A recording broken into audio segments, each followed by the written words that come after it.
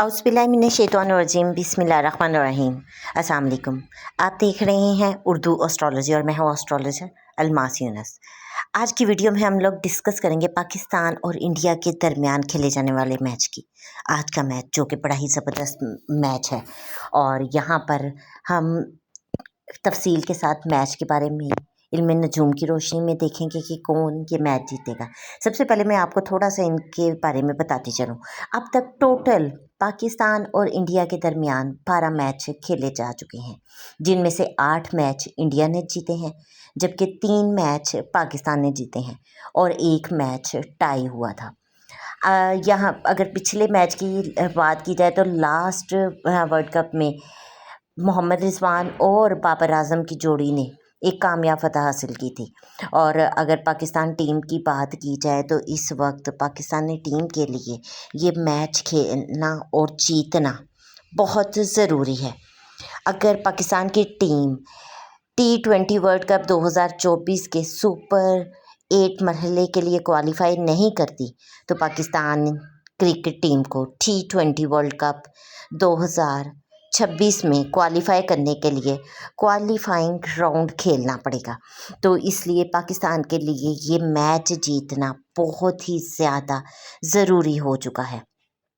यहाँ पर हम लोग बात करेंगे पाकिस्तान टीम के कैप्टन की। तो पाकिस्तान की टीम को लीड कर रहे हैं बाबर आजम, जबकि इंडिया की अगर बात की जाए तो इंडिया को कैप्टन रोहित शर्मा है।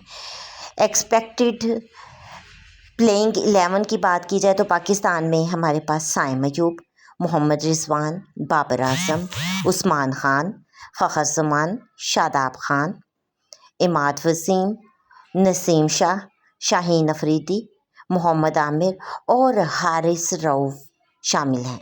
और इंडिया में एक्सपेक्टेड प्लेइंग 11 की अगर हम बात करें तो रोहित शर्मा, विराट कोहली, ऋषभ पंत, सूर्या कुमार यादव, हार्दिक पांडे, शिवम दुबे, रविंद्र जडेजा, अक्षर पटेल, जसप्रीत बुमराह, मोहम्मद सिराज, अर्शदीप सिंह, ये प्लेयर हमारे पास एक्सपेक्टेड हैं इस प्लेइंग 11 में खेलने के लिए।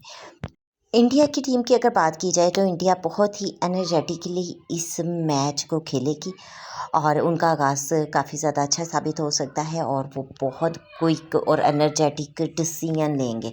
हो सकता है कि यहीं पर डिसीजन में थोड़ी सी उनसे गड़बड़ी हो जाए और प्लेइंग प्लेस में कुछ प्रॉब्लम आए।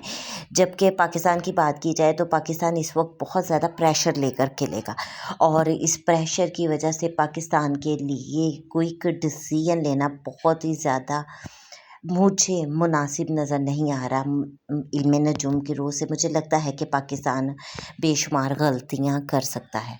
तो ओवरऑल मैच की बात की जाए तो ये मैच मुझे इंडिया की फेवर में जाता हुआ दिखाई देता है।